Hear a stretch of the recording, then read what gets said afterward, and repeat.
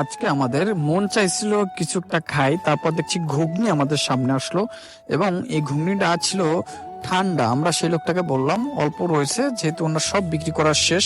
আমরা বললাম ঘুগনিটা একটু গরম করুন, তারপর উনি সেই ঘুগনিটা গরম করলো এবং দেখতে পাচ্ছেন যে ঘুগনিটা কতটা ঘন, কেননা শেষের ঘুগনি, মানে যেটা একেবারে ওনার বিক্রির শেষে রয়েছে অবশিষ্ট।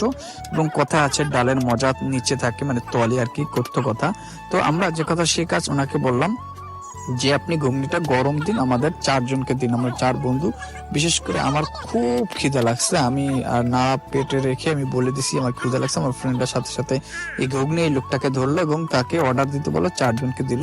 এবং আস্তে আস্তে গুঁড়ো মশলা এবং আমার ফেভারিট যে খাবারটা সেটা হলো যে পেঁয়াজ ভাজি, সেটা ঘুগনির উপরে দিচ্ছে। আপনারা সবাই জানেন যে ঘুগনির উপরে যদি পেঁয়াজ ভাজি দেয় তাহলে সেটা খুবই সুস্বাদু খেতে, আমার কাছে পার্সোনালি খুবই ভালো লাগে। এবং টকও দিচ্ছে, দেখতে পাচ্ছেন।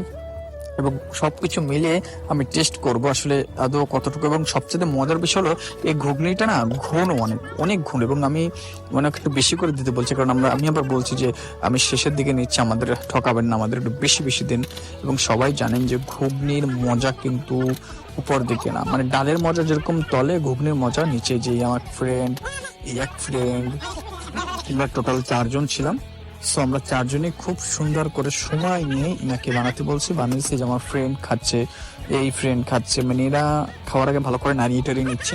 আর আমারও খেতে ইচ্ছে করছে, কিন্তু আমি তো ক্যামেরা ধরছি যে কারণে খেতে পাচ্ছি না। তারপর আমি টেস্ট করে আপনাদের জানাচ্ছি যে কেমন লাগছে। চলুন খাওয়া যাক। এই আমি খাচ্ছি, ভালো লাগছে। আপনারা ফলো দিয়ে যান এবং ভিডিওতে লাইক দিয়ে শেয়ার